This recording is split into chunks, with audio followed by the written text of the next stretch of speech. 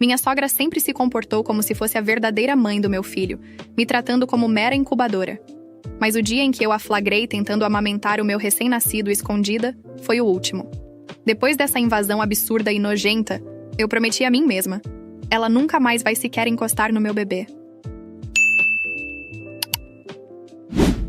Tive 19 horas de trabalho de parto, laceração de 2º grau, todo o pesadelo de parto que você possa imaginar, eu tive. Pelo menos eu tive meu marido lá o tempo todo, segurando minha mão e me apoiando. Isso foi bom. O que não foi bom foi ele ter enviado uma mensagem para a mãe dele avisando que eu estava em trabalho de parto. Talvez para outras famílias isso não seja ruim, mas no meu caso, e com o tipo de sogra doentia que eu tenho, era muito ruim. Ela apareceu no hospital sem ser convidada. Meu marido apenas a informou, não disse para ela vir. As enfermeiras estavam tentando me ajudar com as contrações quando ela irrompeu na sala de parto. Ela sequer perguntou se podia entrar. Simplesmente se sentiu no direito, anunciando que estava ali para a chegada do seu neto. Eu estava literalmente no meio dos puxos, e essa mulher estava parada com o telefone na mão, buscando informações para assistir no parto. As enfermeiras tiveram que escoltá-la para fora 2 vezes, mas ela acabou encontrando o caminho de volta. Finalmente chamaram a segurança e a baniram do andar. Neste ponto, ela deveria ter aprendido a lição. Deveria saber que não era bem-vinda. Mas nada poderia estar mais longe da realidade. Na manhã seguinte, eu estava tentando aprender a amamentar. Pode parecer fácil, mas para algumas mães não é. O bebê não pegava bem o peito e eu não dormia há mais de 24 horas entre o parto e outras coisas. Ela chegou às 7 da manhã e se acomodou na minha escova. Eu estava no banheiro tentando me limpar quando a ouvi fazendo ruídos de sogra. Saí e ela estava com o meu filho fora do Moisés, colado no peito dela. Pedi que ela o devolvesse porque ele precisava comer. Ela me olhou e disse que o bebê dela, sim, o bebê dela, ainda não estava com fome e que ela saberia quando devolvê-lo. Eu estava exausta demais para processar o que ela realmente havia dito no momento. Mas quando pensei nisso mais tarde, percebi o grau de demência dessa mulher. Naquela hora, eu simplesmente o tirei dos braços dela e tentei fazê-lo pegar o peito, enquanto ela ficava sentada me observando lutar. A volta para casa e a invasão de limites. Levamos ele para casa 2 dias depois. Ela estava na nossa entrada quando chegamos, com balões e presentes. Meu marido havia dado uma chave da nossa casa para ela meses antes. Por isso ela havia decorado o lugar para uma grande recepção. Além de entrar, ela montou um canto inteiro na nossa sala com uma cadeira de balanço, cobertores, mamadeiras e um trocador. Algo que era a parte do que já havíamos preparado no quarto do bebê.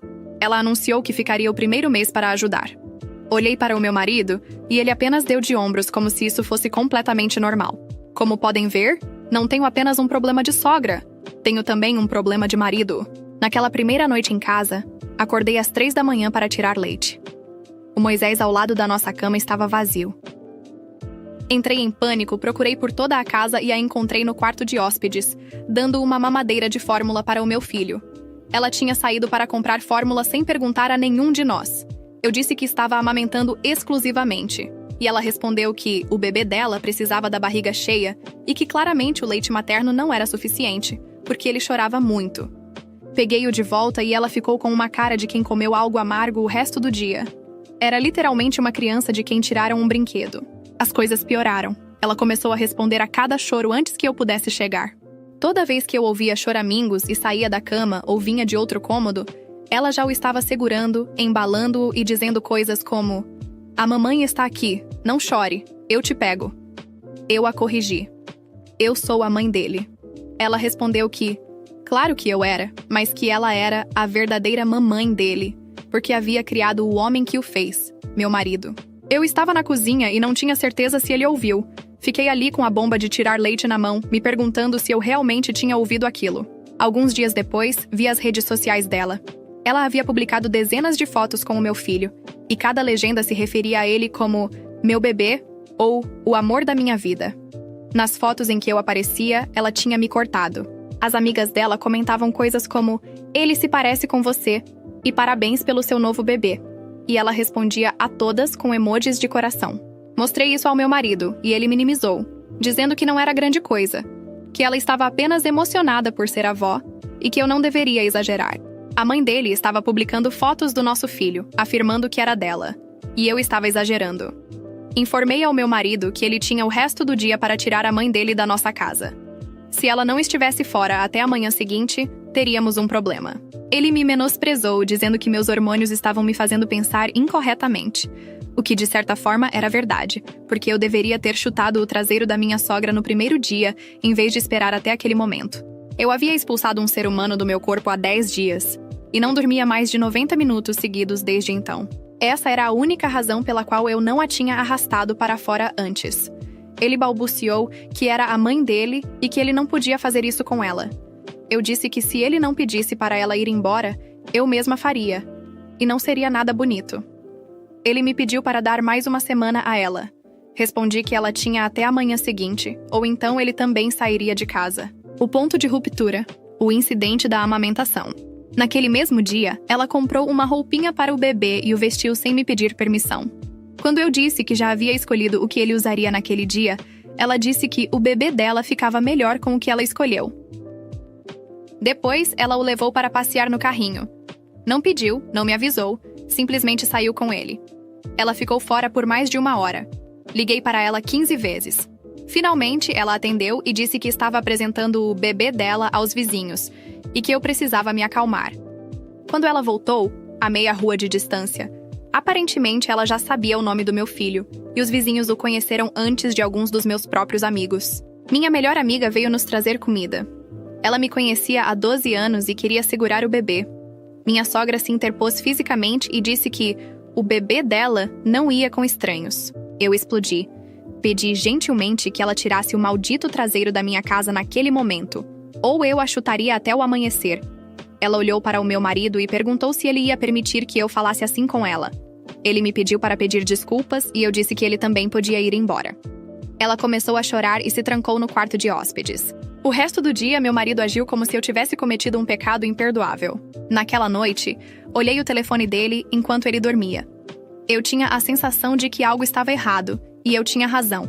Ela estava mandando mensagens constantemente para ele como: "Nosso bebê é tão perfeito. Não acredito que fizemos algo tão lindo. E nunca amei nada mais do que o nosso filho. Nosso filho, não seu neto. Nosso filho." Como se ela e o próprio filho tivessem feito esse bebê juntos. As mensagens começavam logo depois que dissemos que eu estava grávida. Ele havia respondido com coisas como: "Eu sei, mãe, e ele tem sorte de ter você." Nem uma única vez ele disse para ela parar de chamar meu bebê de nosso filho. Nem uma única vez a corrigiu. Tirei prints de tudo e enviei para mim mesma. No dia seguinte, levantei cedo para tirar leite. Entrei no quarto de hóspedes para pegar algo e congelei. Ela estava com o meu filho colado ao peito, não segurando ele normalmente. Ela o tinha pressionado contra a pele nua dela, debaixo da camisa, tentando fazê-lo pegar o seio dela. Ela estava fazendo sons e posicionando a cabeça dele como se realmente tentasse amamentá-lo. Gritei para ela se afastar do meu bebê. Ela abaixou a camisa e disse que estava acalmando o bebê dela e que eu estava atormentando-o. Meu marido veio correndo perguntar o que estava acontecendo. Eu disse exatamente o que tinha visto. Ele olhou para a mãe e depois para mim, e disse que eu devia ter visto mal, porque a mãe dele nunca faria isso. Ela me olhou e sorriu. A fuga. Voltei para o nosso quarto e comecei a arrumar uma mala. Roupas para mim, roupas para o bebê, fraldas, tudo o que eu conseguia enfiar. Meu marido voltou e perguntou o que eu estava fazendo.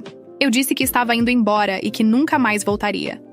Ele disse que eu estava exagerando e que podíamos conversar. Não havia nada para conversar. A mãe dele tinha tentado amamentar o meu filho e ele não acreditou em mim. Pior ainda, ele não se importava. Dirigi até a casa dos meus pais. Deixei um bilhete na bancada dizendo que tinha acabado e que ele não me contatasse. Depois bloqueei o número dele e o dela. Bloqueei toda a família dele, exceto a irmã, que eu mal conhecia. Meus pais ficaram horrorizados com tudo o que estava acontecendo. Minha mãe rapidamente preparou um quarto e meu pai instalou as coisas. Sentei no sofá deles e chorei pela primeira vez desde que dei à luz. Estava chorando de raiva por tudo o que havia acontecido. Meu marido apareceu no dia seguinte. Recusei-me a vê-lo e meu pai mandou ele ir embora. Ele começou a enviar e-mails no lugar. Queria me explicar como a mãe dele só estava ajudando e que eu apenas escolhia tornar as coisas difíceis para todos, incluindo o bebê. A mãe dele havia explicado a ele o caso da amamentação. Foi um grande mal-entendido. Talvez eu devesse ver um profissional, porque estava com depressão pós-parto. Ele queria que eu voltasse para casa e que resolvêssemos isso como um ótimo casal. Alguns dias depois, ela me enviou uma mensagem de um número que não era o dela, apenas para dizer que eu estava tirando o bebê dela e que ela tinha direitos que eu também estava tirando. Ameaçou fazer o que fosse necessário para ver o filho dela. E ela não estava se referindo ao adulto com complexo de Édipo, mas sim ao meu filho. Meu marido quer me fazer parecer a louca por causa dos hormônios ou sei lá o quê, mas as enfermeiras, a segurança e a minha amiga viram coisas muito diferentes. Meu marido enviou outro e-mail dizendo que a mãe dele tinha se mudado e que eu podia voltar para casa. Perguntei se ele entendia por que eu fui embora, e ele respondeu que eu fui embora porque estava sobrecarregada e precisava de espaço. Não planejo voltar. Como não respondi, ele me chamou de várias coisas, inclusive de um perigo para o meu próprio filho devido ao meu estado. Olá, estou no estado de mãe ursa protegendo meu filho porque minha sogra parece uma demente e meu marido parece achar isso normal. A ordem de restrição e o divórcio. Em vez de perder tempo respondendo aos e-mails dele, comecei a me informar sobre ordens de restrição. O incidente da amamentação por si só já era o suficiente para me dar arrepios, mas combinado com tudo o resto, a mensagem ameaçadora sobre fazer o que fosse necessário, as postagens nas redes sociais, o padrão de comportamento inadequado. Eu tinha um caso. Tinha até testemunhas dispostas a depor se necessário. Quando meu advogado apresentou o pedido da ordem, meu marido ficou sabendo através da mãe dele. Ele me ligou do telefone de um amigo para gritar comigo, dizendo que não podia acreditar que estava casado com uma mulher que faria isso com a mãe dele. Nem perdi tempo respondendo. Bloqueei aquele número e continuei meu dia. A ordem de restrição temporária contra a mãe dele foi concedida em uma semana. Meu marido enviou um e-mail longo me chamando de pessoa cruel e vingativa. A essa altura, eu não estava bloqueando as mensagens dele porque eram provas para um eventual caso de custódia. Ele também me ameaçou, dizendo que eu me arrependeria, além de outras tantas coisas que não são importantes para a postagem. Em nenhum momento ele reconheceu que algo do que a mãe dele havia feito estava errado. Muito pelo contrário. Se bobear, na visão dele, a mãe era um ser que não pode fazer nada de errado, e eu deveria sentir vergonha pelo meu tratamento com ela. Na cabeça dele, eu era um problema por não aceitar a ajuda da mãe dele. Enquanto trabalhava na ordem contra a mãe dele, também estávamos trabalhando no divórcio. Vou falar disso mais adiante, mas estou avisando antes que alguém comente sem esperar para ler tudo. Costumo usar muito o Reddit, e sei que as pessoas adoram comentar depois de ler 3 palavras. No meio de tudo isso, meu marido enviou flores para a casa dos meus pais. O cartão dizia: "Volte para casa, eu te amo, e a mãe sente muito." A única coisa que a mãe dele sente é a ordem de restrição. Aquela mulher só sente algo quando tem algo legal contra ela. Quando eu pedi centenas de vezes para ela parar de agir como louca, ela não pareceu se importar. É daquelas pessoas que só sentem muito quando há consequências. Meus pais estão me ajudando em tudo que podem, mas estão preocupados, porque a minha sogra não é uma pessoa normal. Eles viram a minha cara quando cheguei com todas as coisas que consegui juntar de casa. Então, eles estão cuidando de mim e me ajudando porque, além do problema da sogra e do marido, também tive um parto difícil. É por isso que não posso confiar no meu marido para me proteger, e é por isso que não posso voltar para casa e simplesmente agir como se nada tivesse acontecido. Essa foi a minha razão para pedir o divórcio, junto com a ordem de restrição para a mãe dele. E junto com o divórcio, vou pedir a guarda total, porque não tenho certeza do que acontecerá se o meu marido passar tempo a sós com nosso filho. Que não será a sós, porque a mãe dele, que é literalmente doente, estará lá. O bebê tem quase 2 meses e dorme melhor, mas eu ainda estou exausta. Estou assim desde que o tive, por tudo o que aconteceu e pelo parto em si. Minha mãe me ajuda durante o dia enquanto tento me recuperar física e mentalmente. Meu pai instalou fechaduras extras em todas as portas e uma câmera de segurança na varanda, por precaução.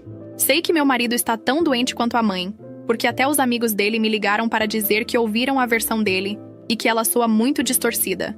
Se eles só ouviram a versão dele e acham isso, quando ouvirem a minha, vão querer trancá-lo e jogar a chave fora. Mas os e-mails continuam chegando e são todos iguais. Ele me pede para voltar e para entender a mãe dele. O problema é que a minha sogra parece não entender que ele é o neto dela. E meu marido parece olhar para o outro lado. Comecei a me preparar para a audiência que me dará a ordem de restrição permanente para a mãe dele, o que também será muito importante para o divórcio. Minha cunhada aceitou testemunhar sobre as próprias experiências dela, já que ela não é o que poderiam chamar de filha de ouro. O meu marido é, e o fato de termos tido um menino explica a obsessão dela por ele. Ela prefere filhos homens, e tenho certeza de que se eu tivesse tido uma menina, nada disso teria acontecido. Temos a total colaboração do hospital, incluindo imagens das câmeras de segurança mostrando-a sendo escoltada pelas enfermeiras para fora do quarto e como a segurança a levou. Tenho mensagens, e-mails e tudo o que possa servir para que o juiz me conceda a ordem. E para fortalecer ainda mais o meu caso, também há vizinhos que testemunharão falando sobre o quão perturbadora a minha sogra foi ao mostrar o bebê a eles naquele dia. Meu marido tentou mais uma vez fazer com que eu desistisse. Ele apareceu na casa dos meus pais e meu pai não o deixou passar da porta. Ele ficou na varanda e disse que se eu continuasse com a ordem de restrição e o divórcio, ele se certificaria de que eu não ganhasse nada. O que não me importa. Quero sair dessa família de loucos o mais rápido possível. Mesmo assim, vamos solicitar pensão alimentícia para o nosso filho, porque é o que corresponde. Eu disse a ele por trás da porta para fazer o que tivesse que fazer. Ele me disse que eu ainda tinha tempo de mudar de ideia, mas não tentou mais nada porque as câmeras estavam gravando qualquer movimento que ele fizesse. A audiência está marcada para daqui a algumas semanas. Enquanto isso, tenho que resolver o que farei da minha vida. Não posso ficar na casa dos meus pais para sempre. É um lugar seguro, e meus pais vão me deixar ficar o tempo que eu quiser, mas preciso de algo a mais longo prazo. Tenho que voltar ao trabalho e também começar uma nova vida com o meu bebê. Não posso ficar trancada aqui o tempo todo. Também preciso me certificar de que minha sogra nunca mais veja meu filho. Nem em festas, nem em aniversários. Nunca. Ela perdeu esse privilégio quando decidiu que ele era o bebê dela em vez do meu. E meu marido perdeu a chance de ser um pai de verdade quando escolheu ser conivente com ela em vez de proteger o próprio filho. Edição para esclarecer a cronologia. Desde que chegamos do hospital até eu sair de casa, passaram-se apenas 3 ou 4 dias. Acho que há confusão com isso, porque parece que passou muito tempo. Na realidade, passei mais tempo com os meus pais do que na minha própria casa depois de dar à luz. Eu poderia ter saído antes? Sim, mas os meus níveis de energia estavam muito baixos desde que saí do parto. Somente depois da marca de 2 meses é que comecei a me sentir melhor, e ainda assim estou cansada, fruto de um pouco de tudo. Se fosse eu antes da gravidez, provavelmente teria saído de casa no dia em que a minha sogra veio se hospedar. No dia em que dei o ultimato ao meu marido, tive que me sentar logo em seguida, porque a minha pressão estava no chão e eu mal conseguia pensar com clareza. Quanto à minha relação com a minha sogra, foi normal até ela descobrir que seria um menino. Naquele dia, ela desbloqueou o modo loucura e um novo medo para mim. Por isso eu não a queria no hospital. Algumas coisas aconteceram antes daquele dia, mas nem de perto o que foram aqueles dias em casa. Até então, ela se continha, porque ela ainda tinha o filho dela, entre aspas, lá dentro. Atualização 1. Tivemos uma audiência interessante para obter a ordem de restrição permanente para a minha sogra. Meu ex-marido, ainda não oficial, e a mãe dele chegaram juntos, o que já me disse tudo o que eu precisava saber sobre as prioridades dele. Junto com a advogada dela, eles argumentaram que eu estava fazendo isso porque estava com ciúmes e odiava que ela estivesse perto do meu bebê. Tentaram usar algumas declarações de pessoas dizendo que ela era uma avó boa, que não fazia nada além de amar o neto.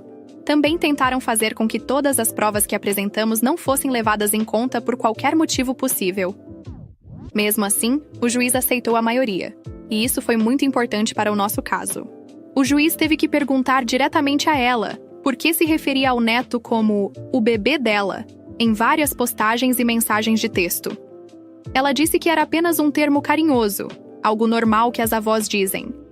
O juiz respondeu que nunca na vida havia escutado algo como aquilo, e ele é um juiz na faixa dos 70 ou 80 anos. Ele também perguntou sobre as mensagens de texto em que ela dizia "nosso filho" para o meu ex-marido. Ela e a advogada argumentaram que isso estava tirado de contexto. Mas quando o juiz pediu esse contexto, elas não deram uma razão válida. Depois, ele perguntou sobre o incidente da amamentação. Ela negou que tivesse acontecido e me chamou de mentirosa ali mesmo no tribunal. Ela fez uma cara angelical e explicou ao juiz que eu estava apenas inventando aquilo para ganhar o caso. De fato, o filho dela disse a mesma coisa enquanto ela negava ser possessiva com meu bebê. Minha cunhada testemunhou para me ajudar com o meu caso. Ela contou algumas coisas perturbadoras sobre a mãe. Ela também tinha aparecido no hospital sem convite. Ninguém da família lhe havia dado a notícia, talvez o meu ex-marido, e tentou pegar o filho dela. Por sorte, o marido a protegeu e mandou tirá-la do local. A cunhada cortou o contato com a mãe completamente pouco tempo depois. Segundo a versão do meu ex-marido, minha cunhada e minha sogra tinham uma relação ruim e por isso não se falavam. Essa era a história oficial até que a minha cunhada me ligou para me ajudar com o meu problema, já que ela também tinha as próprias evidências. O juiz perguntou ao meu ex-marido se ele tinha algo a acrescentar, mas foi apenas para falar mal de mim e argumentar que eu nunca gostei da mãe dele, que isso era uma perda de tempo e que poderiam usar os recursos da justiça para coisas mais importantes do que meus caprichos. Ele também disse que o caso da amamentação nunca aconteceu e que eu estava inventando para colocar todos contra a família dele. A família do meu marido me apoia totalmente e acha doentio o que está acontecendo. O juiz perguntou se ele estava no quarto quando aconteceu e se foi testemunha. Ele respondeu que não. O juiz perguntou como ele podia ter certeza de que não aconteceu se não estava lá, e ele não teve resposta. A ordem de restrição permanente foi concedida por 3 anos, 150 metros, sem contato direto ou indireto, nada. Acredito que seja o padrão, o que está bom para mim. Meu marido está pedindo a guarda total do nosso filho, argumentando que não estou bem mentalmente para cuidar dele. Se eu não estou bem mentalmente, é por culpa dele e da mãe dele. Tudo bem, estou preparada para mais uma briga. Uma briga onde vamos solicitar uma avaliação psicológica dele e da mãe, porque são as pessoas que estarão perto se eles ganharem a guarda total ou compartilhada. E provavelmente eu também terei que passar por uma, mas não tenho medo. Algumas coisas perturbadoras que descobrimos foram que ela estava treinando-o sobre o que me dizer desde o início, dizendo a ele como me manipular. Havia mensagens onde ela explicitamente dizia para ele tirar o bebê de mim várias vezes. Ela estava planejando tirar o meu filho de mim desde o início e ele sabia disso. Ele leu aquelas mensagens e nem uma única vez disse a ela que ela estava passando dos limites. Nem uma única vez me defendeu. Nem uma única vez disse que sua esposa e filho vinham em primeiro lugar. Estou muito confiante de que podemos vencer isso, mas não quero me precipitar e comemorar uma vitória antes do tempo. Divórcios nada amigáveis como esses não são bonitos, mas me sinto um pouco mais segura com uma ordem de restrição permanente. Nunca se pode estar 100% segura, mas é melhor do que se o juiz tivesse decidido a favor dele. Atualização 2. Terminamos com o divórcio. E a quantidade de papéis que representavam as provas neste caso foi impressionante. Talvez porque esse caso tivesse tanto a apresentar que gerou uma pilha enorme de documentos. O advogado dele tentou argumentar que eu estava sendo irracional e que o comportamento da mãe dele era a emoção normal de uma avó. Bem, não. Uma avó normal não chama o neto de filho, e não fala sobre como ela o teve com o próprio filho juntos. As avaliações psicológicas de ambos, às quais eles podiam se recusar, mas pegaria mal no julgamento, foram perturbadoras. Não estamos diante de um caso de filhinho da mamãe, mas de algo muito pior. Eles têm algum tipo de vínculo emocional bizarro que foi tudo o que o juiz precisava para negar-lhe qualquer tipo de custódia. Deram-me a guarda total, que é o máximo que podem fazer. Ele tem o direito de ver o filho, mas com a supervisão de um terceiro em um centro onde haja segurança. Ele não pode ficar sozinho com o bebê de forma alguma. A mãe dele foi para as redes sociais, chamou o sistema de corrupto e o juiz de um velho careca que nunca tocou em uma mulher na vida. Para mim, ela reservou o melhor. Disse que eu tinha manipulado todo mundo e roubado o bebê dela, e me marcou na publicação. Isso foi uma violação da ordem de restrição. Fiz o boletim de ocorrência rapidamente, e isso levou à prisão dela 2 dias depois. A publicação nas redes mais o fato de ela ter passado de carro em frente à casa dos meus pais 2 vezes, o que ficou gravado na câmera de segurança que meu pai instalou, somaram múltiplas violações. Ela passou a noite na cadeia. Meu ex-marido pagou a fiança na manhã seguinte e me enviou um e-mail me culpando por tê-la mandado prender. Quanto à parte financeira do divórcio, foi o padrão.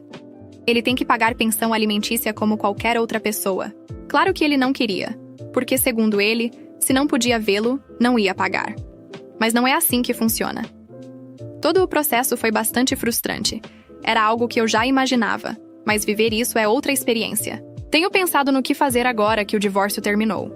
Sinto-me segura quando minha mãe está em casa, com todo o sistema de segurança que meu pai instalou e há uma ligação de distância. Mas ir morar sozinha parece perigoso quando a minha sogra pode passar de carro pela minha casa como se não fosse nada. Talvez seja a hora de me mudar. Meus pais se aposentarão em breve, e esta não deixa de ser uma oportunidade para fazer isso antecipadamente. Edição.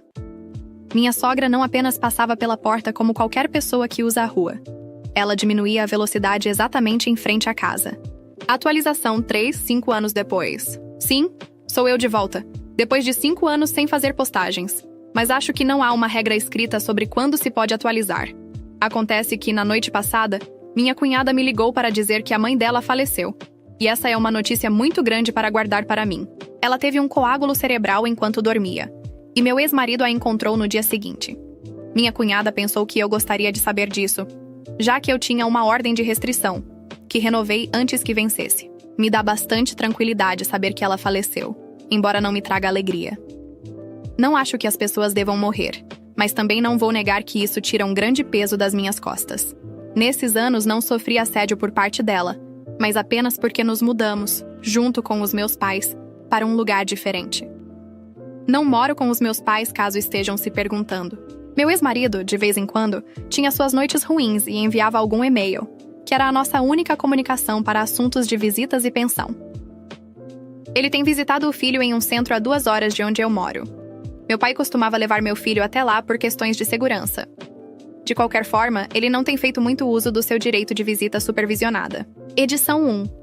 Recebi um e-mail do meu ex-marido falando sobre como era injusto a mãe dele ter morrido sendo tratada daquela forma, não podendo ver o neto, que a família não gostava dela e que eu havia destruído a vida dela.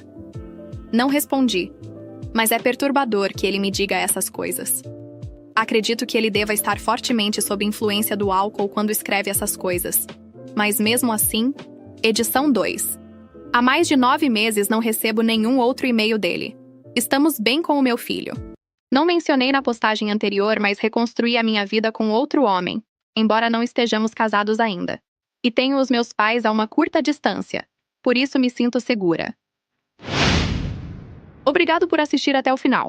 Não se esqueça de deixar o seu like, comentar e, claro, se inscrever no canal.